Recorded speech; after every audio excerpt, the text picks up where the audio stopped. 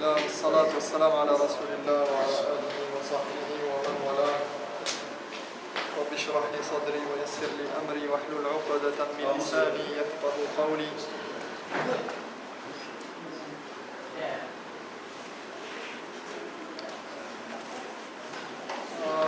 نواصل الكلام عن الذكر وفوائده.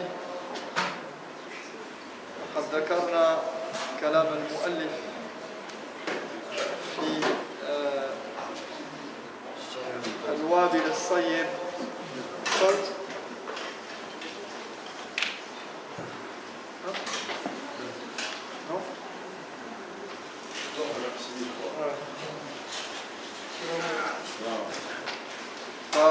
فقد ذكر ابن القيم في الوابل الصيب هذه الفوائد.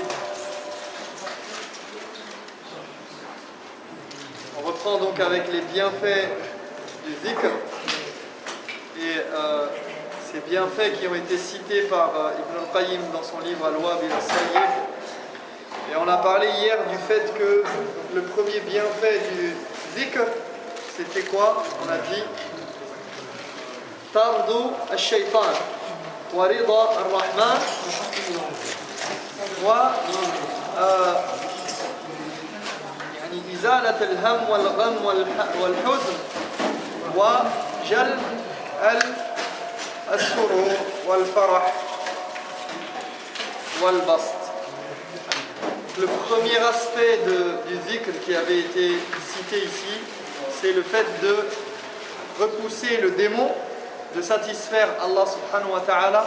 Donc d'un côté on repousse le démon et ses attaques par le dhikr et on satisfait notre Seigneur et on repousse donc de nous, on enlève et on fait disparaître certains sentiments de frustration, de peine, de tristesse, etc. Et à l'inverse, on fait rentrer dans notre cœur, à travers ce dhikr, à travers cette évocation, la joie et la bonne humeur et le bonheur.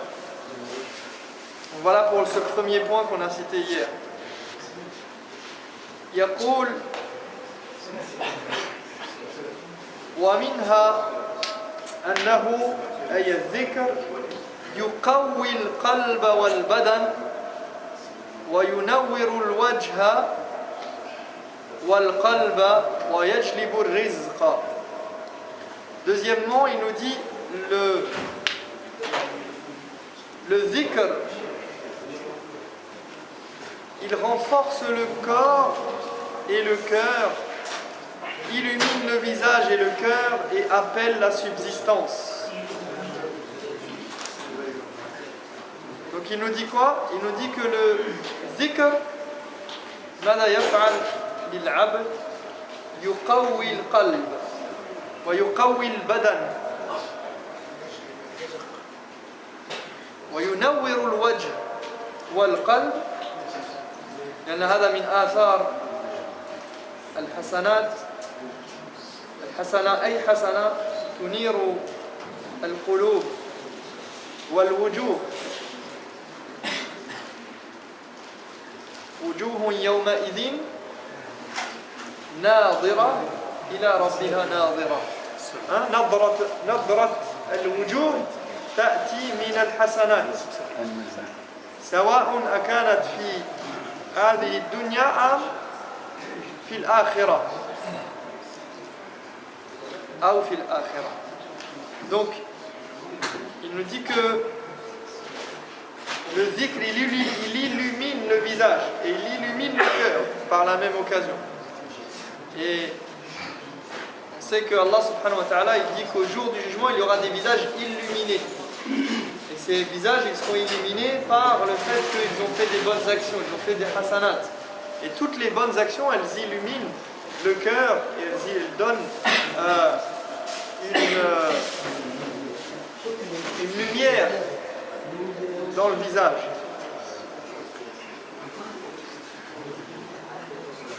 Et il nous dit que le dhikr il renforce le cœur et il renforce le corps. Et on a, il y a un hadith où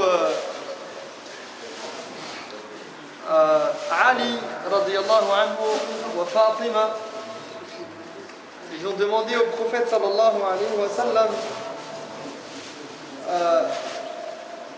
ils avaient besoin d'aide pour l'entretien de la maison. Vous connaissez le hadith? Ils avaient besoin d'un servant. Et Fatima surtout, elle a demandé au prophète sallallahu alayhi wa sallam. Et le prophète de les orienter vers un zikr. Et il leur a dit, si vous dites ce zikr-là, le soir, avant de dormir, هذا يغنيكم عن هذا. Ce zikr, il va vous épargner le besoin d'avoir recours à un serviteur ou un servant pour vous aider, parce qu'il va vous renforcer physiquement. Il va vous renforcer. C'est pour ça qu'il nous dit yuqawwil qalba, donc ça renforce le cœur évidemment, parce que le cœur il a besoin d'aliments, il a besoin de nourriture spirituelle, et quoi de mieux que de se rappeler de son Seigneur, de se rappeler d'Allah subhanahu wa ta'ala et de l'évoquer. Et d'ailleurs, dans le zikr, il y a toujours l'aspect spirituel de manière générale, mais aussi l'aspect, je dirais, psychologique, du fait du rappel qui renforce, qui éloigne les shubuhat, qui éloigne les choses qui peuvent venir nous passer dans notre tête et qui mettent en doute, par exemple, l'existence d'Allah ou la certitude au niveau du message prophétique, etc. Toutes ces choses-là, elles peuvent rentrer dans nos esprits. On peut être sujet à ces choses-là. Tout le monde, même les sahaba, ils étaient sujets à ces choses-là. Ils avaient des fois des choses qui leur passaient par la tête, au point que ils allaient voir le prophète alayhi salam et disaient, Ya Rasulallah, on a des choses qui nous viennent à l'esprit, c'est tellement horrible qu'on aurait honte de les exprimer en public. Et le prophète alayhi salam, il leur dit, il y a deux situations où il a dit des choses différentes, mais il a dit entre autres, Dhalika sarihul iman. Le fait que tu aies des choses qui te parviennent dans la tête et qui te font, qui sont des idées grotesques ou des idées absurdes, des idées qui te paraissent énormes par rapport à ce en quoi tu crois, et qui remettent en doute ta croyance, qui remettent en doute tes principes et tes fondements, eh bien, le fait de repousser ces doutes-là et de repousser ces pensées malsaines, et ne serait-ce que de les avoir au moment où il y a l'iman, eh bien, le prophète sallam, il a dit aux compagnons, ça c'est la véritable foi. Pourquoi? Parce que c'est pas l'acte en lui-même, mais le fait que quand tu as la foi, eh bien, à un moment donné, il se peut que tu passes par ces étapes-là et que Shaitan, il essaye de te mettre des doutes dans la tête. Et après, il dit, il n'y a pas de problème tant que ma lam tatakallam bihi ou ta'mal bihi. Tant que tu ne le mets pas en pratique ou que tu en parles, tant que tu n'en parles pas comme étant un doute effectif, eh bien, ça n'aura pas d'effet sur toi. Donc, ceci pour dire que le zikr, il renforce le corps et l'esprit. Et dans la continuité, il illumine le visage et le cœur. Et il nous dit, il rajoute ici, وَيَجْلِبُ الرِّزْقَ, et il appelle la subsistance. Et sûrement il parle de subsistance parce que c'est la suite logique du renforcement du corps et du cœur. لأن الذي قوي قلبه وبدنه يسعى لكسب رزقه. Celui qui a le corps et le cœur renforcés, eh bien, il peut plus aisément aller chercher sa subsistance et il sera plus prompt et enclin à obtenir les faveurs d'Allah subhanahu wa ta'ala et aller les chercher.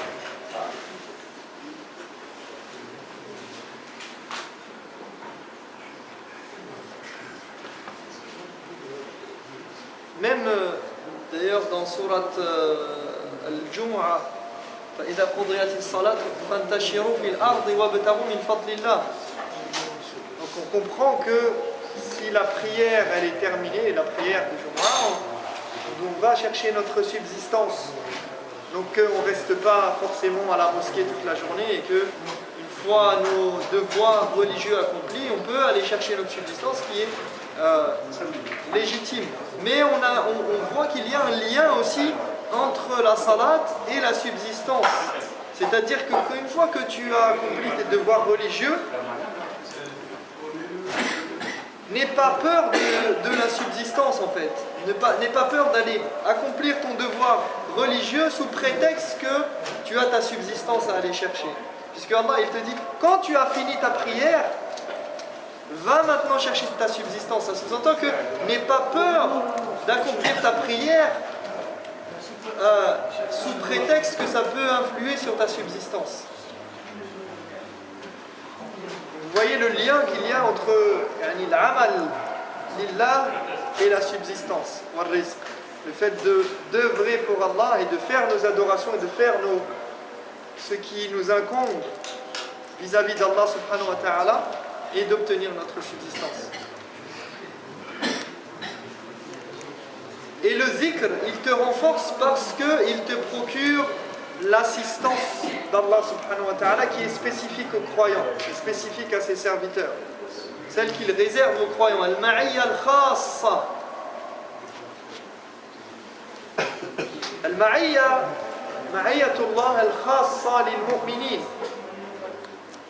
Ma'iyyatul hifz wa al-tasdid والرعاية والتوفيق. المعية الخاصة هذه من أسبابها الذكر.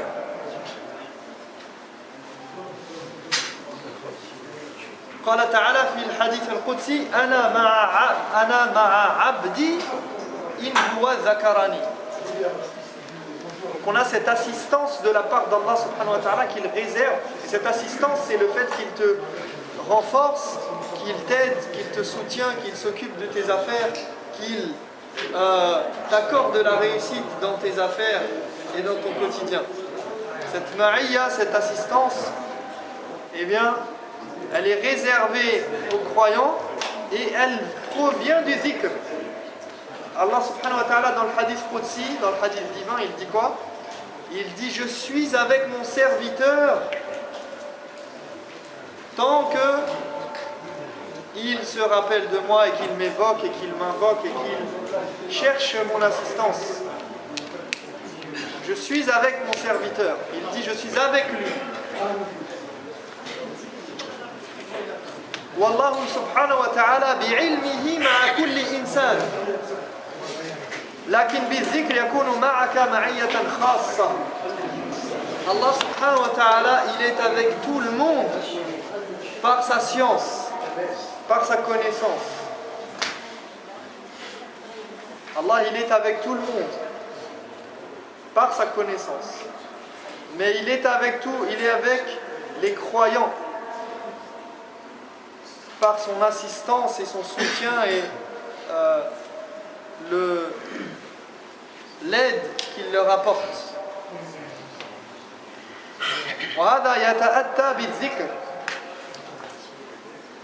Ça, c'est quelque chose qu'on obtient par le fait d'être avec Allah subhanahu wa ta'ala, de le mentionner et de l'évoquer. ومنها من فوائد الذكر أنه يكسو الذاكر المهابة والحلاوة والنضرة ويورثه المحبة التي هي روح الإسلام وقطب راحة الدين ومدار السعادة والنجاة. Troisièmement, il nous dit l'évocation apporte de la dignité, de la prestance et de la beauté, et permet d'atteindre l'amour qui est l'âme de l'islam, la pierre angulaire de la religion et l'élément essentiel du bonheur et du salut.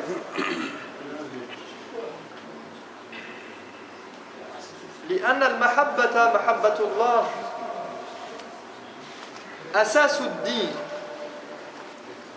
وأساس الولاء والبراء. Car l'amour d'Allah, l'amour de la religion, l'amour de son prophète, c'est la base de la religion et notamment d'un principe essentiel et fondateur et fondamental dans la religion qui est l'alliance et le désaveu. L'alliance avec Allah et son prophète sallallahu alayhi wa sallam, et le désaveu de ceux qui s'écartent de ce chemin-là et qui renient et refusent cette alliance. Le croyant est l'allié de ceux qui aiment Allah et son prophète sallallahu alayhi wa sallam, et il est l'ennemi de ceux qui prennent Dieu et son prophète pour ennemis. والمحبة هي المحرك لعبادة الله ولطاعته. L'amour, c'est le moteur pour l'adoration d'Allah subhanahu wa ta'ala et son obéissance. C'est ce qui te motive et te pousse à aller vers ton Seigneur. C'est l'amour qui te pousse à soutenir ses alliés, à défendre sa religion. Quand tu aimes une cause, quand tu aimes quelque chose, tu le défends bec et ongle, corps et âme. Tu le protèges, tu le préserves, tu le chéris. Parce que tu l'aimes. L'amour, c'est l'élément essentiel dans la religion, mais pas l'amour d'une manière absolue qui est donné à n'importe qui, n'importe comment, non. Et celui qui aime pour Allah, eh bien, qui aime et qui fait les choses pour l'amour d'Allah, pour l'amour de Dieu, eh bien, tout lui sera facilité, toutes ses adorations lui seront faciles. Parce que si tu aimes la salat, tu vas te lever pour la salat. Si tu aimes le jeûne, c'est pas quelque chose que tu vas trouver difficile. Si tu aimes le prophète sallallahu alayhi wa sallam, tu auras envie de suivre sa sunnah. قال عليه الصلاة والسلام من أحب لله وأبغض لله وأعطى لله ومنع لله فقد استكمل الإيمان. Au point que le prophète sallallahu alayhi wa sallam nous dit: celui qui aime pour Dieu, déteste pour Dieu, donne pour Dieu et prive pour Dieu, aura parfait sa foi.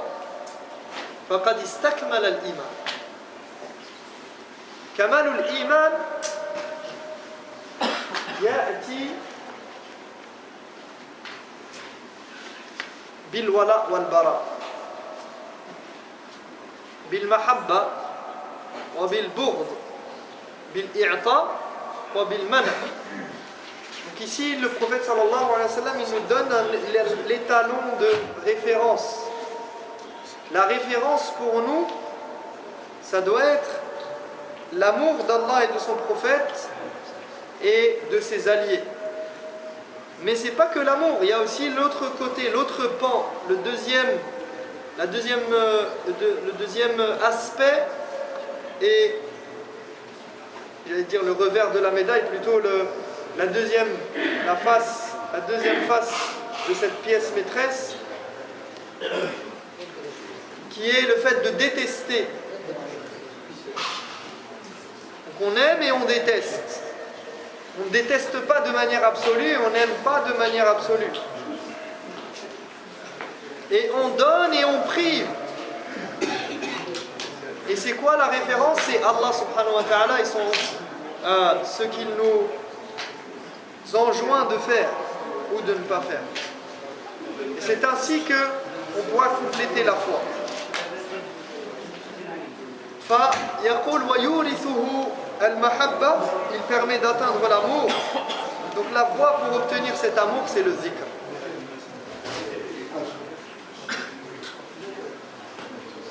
Et comme je l'ai dit, celui qui aime, l'adoration lui semblera facile. Mais celui dont le cœur n'est pas rempli de l'amour d'Allah subhanahu wa ta'ala, les adorations lui semblent lourdes. Même les plus petites adorations.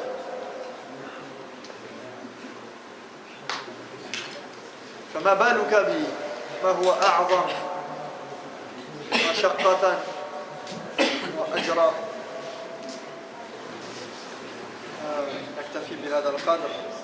نسأل الله تبارك وتعالى أن يجعلنا من الذاكرين. آمين. والذاكرين الله كثيرا أعد الله لهم مغفرة وأجرا عظيما. فنسأل الله أن نكون منهم.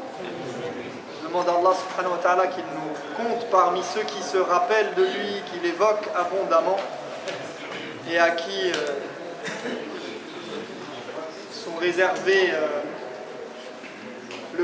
le pardon d'Allah subhanahu wa ta'ala et une énorme récompense, comme il le dit dans le Coran.